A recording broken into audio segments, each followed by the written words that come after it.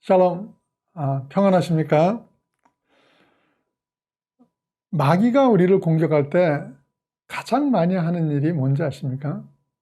다른 어떤 것보다도 관계 어려움으로 공격을 합니다.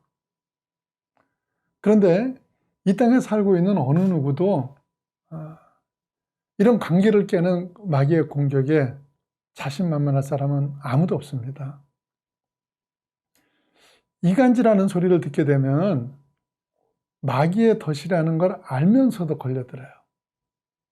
그래서 가능하면은 듣지를 않으려고 하는데 사단은 또 기를 쓰고 말하는 사람이 있게 합니다. 그래서 이런 마귀의 공격을 이길 수 있는 사람이 있다면 그 사람이 정말 하늘의 사람이고, 그것이 바로 우리가 되어야 할 아름다운 모습인데, 성경에서 세례 요한이 바로 그런 사람이었던 거죠. 어제 말씀드린 대로 요단강 남쪽에서는 예수님이 세례를 주고 있고, 북쪽에서는 요한이 세례를 주고 있는데요. 이 세례를 줄 때 반드시 요구하는 게 뭡니까? 회개였죠. 그러니까 요단 위쪽과 아래쪽에 회개의 물결이 일고 있었던 겁니다. 이걸 제일 싫어하는 것이 마귀죠. 마귀는 이런 역사가 일어나는 꼴을 못 봐요. 이런 은혜의 역사를 그냥 둘 리가 없습니다. 이때 마귀가 하는 일이 바로 이간과 참소를 통해서 모든 걸 파괴하는 거예요. 요한복음 3장 25절과 26절 말씀입니다. 이에 요한의 제자 중에서 한 유대인과 더불어 정결유식에 대하여 변론이 되었더니 그들이 요한에게 가서 이르되 라삐어, 선생님과 함께 요단강 저편에 있더니 곧 선생님이 증언하시던 이가 세례를 베풀매 사람이 다 그에게로 가더이다. 자, 여기에 한 유대인이 나오는데 요한의 제자하고 정결유식에 대한 변론을 했다는 거예요. 이제 그걸로 봐서 굉장히 경건하고 이런 신앙적인 사람으로 보이는데 사실은 마귀의 도구예요. 왜 그러냐면요, 마태복음 7장 말씀해 보시면은 그들의 열매로 그들을 안다고 하시잖아요. 근데 이 유대인이 요한의 제자하고 얘기한 뒤에 만들어낸 열매가 뭐예요? 말씀을 잘 살펴보시면요, 25절에 유대인이 요한의 제자와 논한 것은 정결유식이었습니다. 그런데 유대인하고 대화를 하고 난 뒤에 요한의 제자가 요한에게 전한 말은 사람들이 다 예수께로 가고 있다며 요한을 격동시키는 말을 하는 겁니다. 왜 그렇습니까? 마귀의 앞잡이가 정결유식에 대한 토론을 한 척하면서 가라지를 뿌려놓은 거죠. 이게 마귀가 가장 즐겨 쓰는 방법인데 이 시대도 똑같습니다. 어떤 문제에 대해서 위론하는 척하거나 사람에 대한 염려를 하는 척하면서 모함을 하고 이간을 시키는 일을 흔하게 보는데 이게 바로 사단 짓이에요. 그런데 이걸 알면서도 대부분이 넘어갑니다. 넘어가기까지는 않더라도요, 이런 말을 들음으로 인해 사람에 대한 신뢰에 금이 가고 분열이 생길 수 있는 거죠. 그런데 하늘의 사람 요한은 이런 속임수에 흔들리지 않습니다. 요한복음 3장 27절 말씀입니다. 요한이 대답하여 이르되 만일 하늘에서 주신 바 아니면 사람이 아무것도 받을 수 없느니라. 하나님이 허락하신 바대로 사역한다는 이 한마디가 마귀에게 패배를 안겨주게 됩니다. 영적 승리는 무슨 엄청나게 대단한 일을 해서 거두는 게 아닙니다. 정말 어려운 시점에 하나님을 인정하는 말, 그 한마디가 승리를 거두게 하는 것입니다. 어떤 경우에도 하나님이 다 알고 계시고 그분이 항상 오르시다는 걸 인정하는 이 자체가 바로 영적 승리인 것입니다.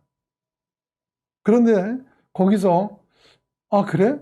사람들이 다 그리로 가? 나보다 더 인기가 있다는 말이야? 이렇게 반응하는 순간 자신은 열등한 자가 되고 패배한 자가 된다는 것을 기억하셔야 됩니다. 그런데 그렇게 하는 것이 아니라 하나님이 하셨으니까 하나님의 뜻이 있으시다라고 인정하는 사람은 마귀에게 속지 않고 승리를 거두게 되는 것인데요. 그런데 우리가 이런 하나님의 사람이 되기 위해서는 몇 가지 훈련이 필요합니다. 첫 번째는요, 언제든지 하나님의 주권을 인정해야 됩니다. 여러분, 내 인생의 주인이 하나님이신 걸 믿으십니까? 내 삶을 통해서 하나님의 뜻이 이루어지기를 원하세요?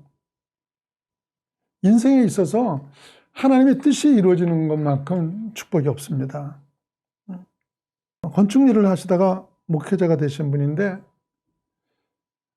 신학교 다니던 전도사 시절에 강원도 양양에서 청빙을 받습니다. 가보니까 성도가 거의 없고 또 교회 건물도 태풍으로 반 이상이 날아가고 천막에서 예배를 드리고 계셨던 거예요. 뭐 동네에 사람이 없으니까 전도고 뭐고 할 게 없었어요. 그런 가운데 기도를 하는데 내가 너를 이곳으로 부른 뜻을 알겠니? 이런 마음이 들어오더래요. 그런데 이분이 할 수 있는 거는 건축이죠. 그래서 자기 아내하고 교회를 다시 짓기 시작합니다.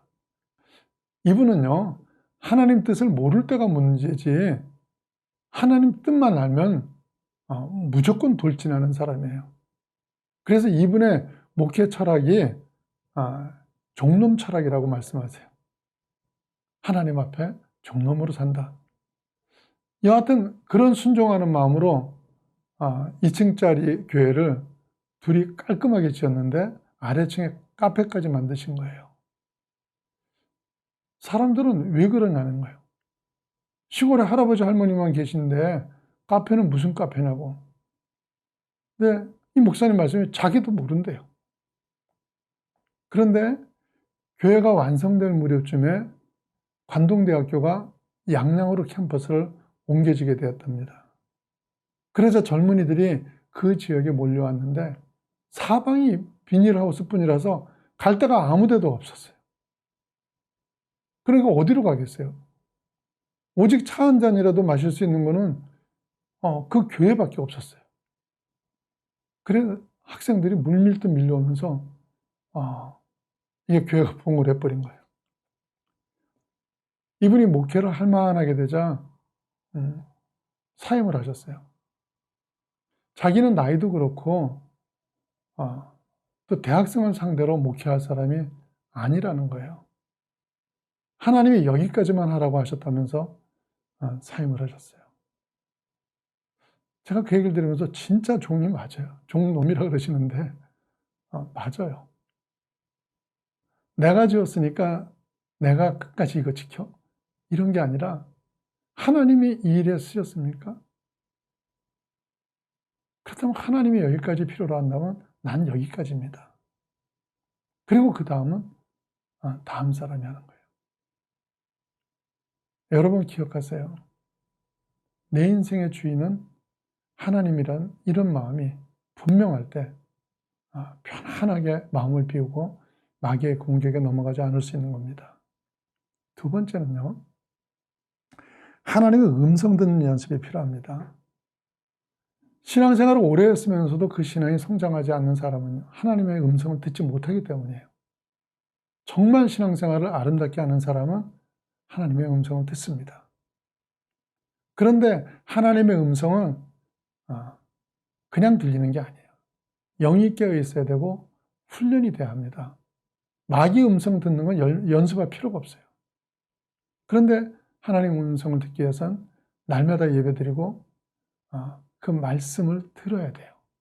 그래서 말씀 듣는 훈련이 되어 있어야 결정적인 순간에 말씀을 통해서 얘기하시는 하나님의 음성을 들을 수 있는 거예요. 그리고 세 번째는요. 영적인 체질이 달라져야 됩니다. 우리에겐 영적 체질이라는 것이 있습니다. 근데 이 영적 체질이 생기게 되면 타인에 대한 비방이나 이간질이 들어오면 그런 말 자체를 듣기 싫어하게 됩니다. 여러분 어떻습니까? 남에 대해서 나쁜 말을 들으면 흥미로워요? 그래서 어떻게 된 거야? 어떻단 말이야? 이거 아닙니다. 영적 체질이 만들어지게 되면 싫어하고 거부하게 돼요. 내 안에 계신 성령님이 그렇게 하시는 걸 느끼게 됩니다. 사랑하는 여러분, 우리가 신앙생활을 하면서 그 어떤 것보다도 무엇보다도 하나님의 사람이 되어야 됩니다. 우리가 간신히 예배나 드리기 위해서 신앙생활을 하는 게 아니에요. 하나님의 주권을 인정하시고요. 그분의 음성을 들으심으로 인해서 영적인 체질이 바뀐 정말 멋진 하나님의 사람이 되시길 축원합니다.